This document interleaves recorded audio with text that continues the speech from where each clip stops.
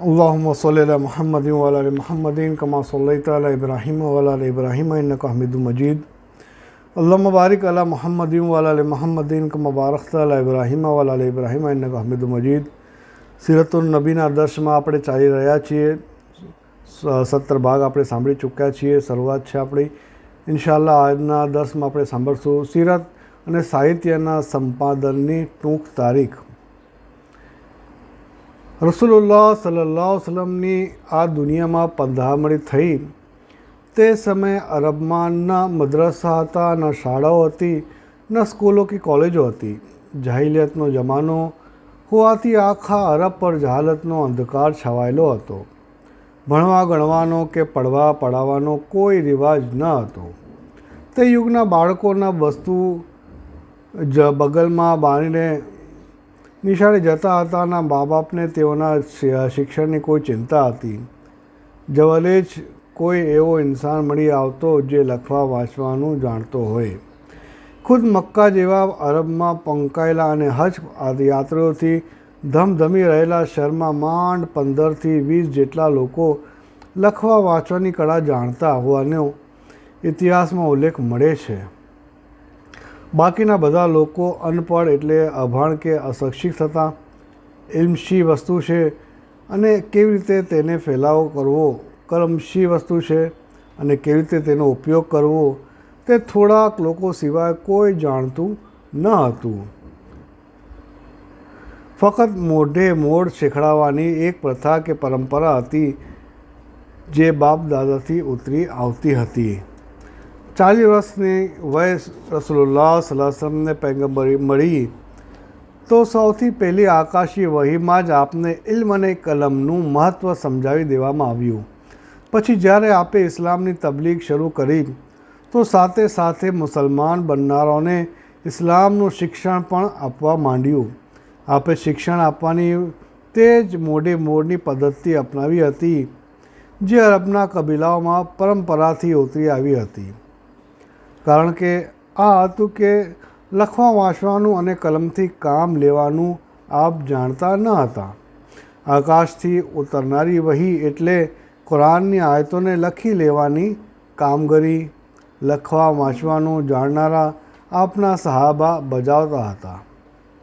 મોઢે મોઢની આ શિક્ષણ પદ્ધતિથી રસૂલુલ્લાહ સલ્લલ્લાહુ અલૈહિ વસલ્લમે પોતાના સહાબાઓને કુરાનની સાથે દીન અને દુનિયાવી બંને ઇલ્મોની એવી તો ખૂબી તાલીમ આપી કે તેઓ ઇલ્મો હિકમત રૂપી આકાશના ચાંદ સિતારા બનીને ઝળકી ઉઠ્યા અને જોત જોતામાં તોએ જહાલતના અંધારા ચીરીને ઇલ્મો હિકમતના નૂરથી આખા જગતને રોશન કરી દીધું। રસૂલુલ્લાહ સલ્લલ્લાહુ અલૈહિ વસલ્લમે મદીનાની હિજરત પછી મુસલમાનોને તાલીમ આપવાનું મસ્જિદ નબવીમાં એક દારુલ ઉલૂમની સ્થાપના કરી હતી। એનું નામ મદ્રસે સોફા હતું। આ દારુલ ઉલૂમમાં મોઢે મોઢના શિક્ષણની સાથે લખવા વાંચવાની કળા પણ વિદ્યાર્થીઓને શીખવાડવામાં આવતી હતી। રસૂલુલ્લાહ સલ્લલ્લાહુ અલૈહિ વસલ્લમના શાગીર્દોમાંથી જે સહાબા લખવા વાંચવાનું જાણતા હતા આપે તેઓની શિક્ષા તરીકે નિમણૂક કરી હતી। તેમની પાસે ભણીને ઘણા સહાબા લખવા વાંચવાનું પણ શીખી ગયા હતા। રસૂલુલ્લાહ સલ્લલ્લાહુ અલૈહિ વસલ્લમની વફાત પછી માનવતા સહાબાએ પણ પોતાની ઔલાદને અને પોતાના શાગીર્દોને શિક્ષણ આપવાની એ જ મોઢે મોઢની પદ્ધતિ ચાલુ રાખી। ખુલફાએ રાશિદીનના યુગમાં ઇસ્લામી હુકૂમત અરબ ખંડમાંથી નીકળીને દૂરો દરાજના મુલ્કો સુધી ફેલાઈ ગઈ હતી। ઇસ્લામી લશ્કર ફતેહ પર ફતેહ મેળવતું ધસમસતા પૂર પેઠે ઘસી રહ્યું હતું। ફતેહ થયેલા મુલ્કો પર ઇસ્લામી ઝંડો લહેરાતો હતો।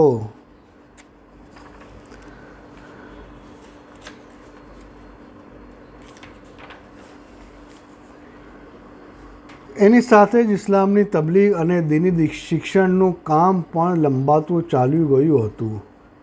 માનવતા સહાબા પોતાના દરબાર અને વતન છોડીને તબલીગ તથા તાલીમ માટે ફતહ થયેલા મુલ્કો તરફ નીકળી પડ્યા તો એ ઇસ્લામી હુકૂમતના શહેરે શહેર અને ગામે ગામમાં પહોંચીને દીની તાલીમનો મક્તબો, મદ્રસાઓ, પાઠશાળાઓ અને મસ્જિદોની સ્થાપના કરી દીધી હતી. મુસલમાનોના મહાપ્રતાપી ખલીફા અમીરુલ મોમિનીન હઝરત ઉમર ફારૂક રઝિયલ્લાહુ તાલાને ઇસ્લામી મુલ્કોના ગામડાઓ અને જંગલ વિસ્તારોમાં શુદ્ધ ઇસ્લામી તાલીમ ફરજિયાત કરી દીધી હતી. કુરાન, હદીસ અને દિનિયાતના શિક્ષણ માટે કેળવલાયેલા સનદી શિક્ષકોની નિમણૂક કરીને બૈતુલ માલથી તેઓને પગાર બાંધી આપ્યા હતા. એવા સનદી શિક્ષકોને મોકલવામાં આવતા જેઓની સનદનો સિલસિલો રસૂલુલ્લાહ સલ્લલ્લાહુ અલૈહિ વસલ્લમ સુધી પહોંચી જતો હતો. riવાયતમાં છે કે હઝરત ઉમરે પ્રાથમિક શાળાઓના શિક્ષકો માટે 15 દિરહમનો પગાર ઠેરવી દીધો હતો. તે સમયે આટલી રકમથી સારી રીતે ગુજરાન ચલી જતું હતું. સહાબાનો અસલ મકસદ ઇસ્લામની તબલીગ અને દીનની તાલીમનો ફેલાવો હતો. પૈસાની કમાણીની કોઈને પડેલી ન હતી. એ જ હેતુની સિદ્ધિ ખાતર તેઓ વતન અને ઘરબાર છોડીને ઇસ્લામી મુલ્કોમાં ફેલાઈ ગયા હતા. ચાલો સાંભળીએ તાબેઈન અને તબે તાબેઈન. આકાશી ઇલ્મનો જે નુરાની ખજાનો રસૂલુલ્લાહ સલ્લલ્લાહુ અલૈહિ વસલ્લમ તરફથી માનવતા સહાબાને વારસામાં મળ્યો હતો, તે પૂરો ખજાનો જેમનો તેમ સહાબાઓના સીનાઓમાં ઘર બાયેલો હતો. સહાબાએ પૈગંબરી વારસાનો આ ઇલ્મી ખજાનો પૂરી અમાનતદારીથી પોતાની ઔલાદ અને શાગીર્દોના સીનાઓમાં ઠાલવી દીધો હતો. ન તેમાં કંઈ કમી બેશી કરી હતી, ન કોઈ સુધારો કે વધારો કર્યો હતો. અહીં આ વાત જાણી લો કે સાહાબી કોને કહેવામાં આવે છે. સાહાબી તે મુસલમાનને કહેવામાં આવે છે જેણે ઇસ્લામની હાલતમાં રસૂલુલ્લાહ સલ્લલ્લાહુ અલૈહિ વસલ્લમના દર્શન કર્યા હોય અને ઇસ્લામની હાલતમાં તેમની વફાત થઈ હોય. હવે સહાબાની ઔલાદ માટે તાબેઈન શબ્દ આવે છે, જે બહુવચન છે. એનું એક વચન તાબેઈન શબ્દ છે. ઇસ્લામી પરિભાષામાં તાબેઈ એવા મુસલમાનોને કહે છે જેણે રસૂલુલ્લાહ સલ્લલ્લાહુ અલૈહિ વસલ્લમના અનેક સહાબાઓ કે એક સહાબીને પોતાની આંખે જોયા હતા. આ સિદ્ધાંત મુજબ સહાબાની તમામ ઔલાદ, સહાબાના તમામ શાગીર્દો અને સહાબાના દર્શન કરનારા તમામ મુસલમાનો તાબેઈન કહેવાય છે. એ જ મુજબ તાબેઈનની ઔલાદ, તાબેઈનના શાગીર્દો અને તાબેઈનના દર્શન કરનારા તમામ મુસલમાનોનો તબે તાબેઈન કહેવાય છે, જેનું એક વચન તબે તાબેઈ છે. માનવતા સહાબાનો યુગ હિજરી સનની પહેલી સદીના અંત પર ખતમ થાય છે. માનવતા તાબેઈનનો યુગ હિજરી સનની બીજી સદીના અંત પર ખતમ થાય છે અને તબે તાબેઈનનો યુગ હિજરી સનની ત્રીજી સદીના અંત પર ખતમ થાય છે.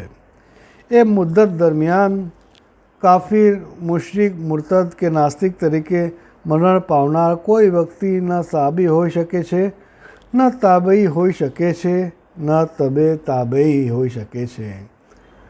અલ્હમ્દુલિલ્લાહ આપણે અહીંયા સુધી સાંભળ્યું અને ઘણી બધી વસ્તુ આપણે સમજ્યા. સહાબા કોને કહેવાય છે, તાબેઈ કોને કહેવાય છે, અને એના પહેલાં કે આની શરૂઆત અલ્લાહ નબી સલ્લલ્લાહુ અલૈહિ વસલ્લમે કેવી રીતે શરૂ કરી અને આપણા અમીરુલ મોમિનીન હઝરત ફારૂક રઝિયલ્લાહુ તાલાને કેવી રીતે એની ફરજ બજાવી અને કેવી રીતે ગામો ગામ ફરજ કરાવી દીધી કે ભાઈ પ્રાથમિક શાળા પણ ચાલુ કરવાની અને બધાને પગાર પર બાંધી આપ્યા અને પોતાની દીનમાં જો માલ હતો એમાંથી એ લોકોના પગાર આપવામાં આવતા હતા. અહીંયા સુધી આપણે સાંભળ્યું એને સમજવાની, શીખીને બીજા સુધી પહોંચવાની કોશિશ કરીએ, મહેનત કરીએ. ઇન્શાઅલ્લાહ અલ્લાહ તાલા આપણાને સૌને પણ જેટલું પણ સાંભળ્યું છે એની પર અમલ કરી તૌફીક અતા ફરમાવે. સુબહાનલ્લાહ વ હમદી, સુબહાનકલ્લાહુમ્મા વ બિહમ્દિકા, વ નશહદુ અલ્લા ઇલાહા ઇલ્લા અંતા, વ નસ્તગફિરુકા વ નતુબુ ઇલૈક. સુબહાન રબ્બિકા રબ્બિલ ઇઝ્ઝતિ અમ્મા યસિફૂન વસ્સલામુન અલલ મુરસલીન વલ્હમ્દુલિલ્લાહિ રબ્બિલ આલમીન. આના પછીના ભાગમાં ઇન્શાઅલ્લાહ આપણે સાંભળશું પ્રકાશન પામેલું સૌથી પહેલું પુસ્તક કુરાન મજીદ પુસ્તકના રૂપમાં કેવી રીતે આવ્યું અને હઝરત ઉસ્માન જામિઉલ કુરાન વિશે ઇન્શાઅલ્લાહ.